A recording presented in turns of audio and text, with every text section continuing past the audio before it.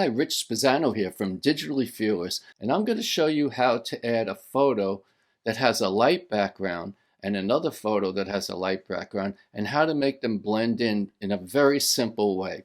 So let's get started. So I pulled both of these photos from the stock photos on Unsplash, and I have them listed in the description. And what I want to do is I want to take these birds and make it look like they're flying in the sky. But when you look at it right now, they don't look like they're flying in the sky. It's a different color. So what I'm going to first do is the obvious, is I'm going to select that layer and go to multiply. And multiply gets rid of the light background, but it doesn't really do a great job.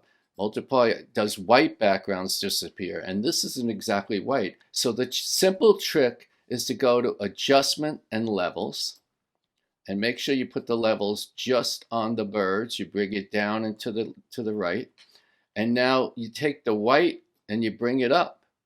And the more you bring it, and you don't want to lose the birds, you go as far as you can go, and that looks about right.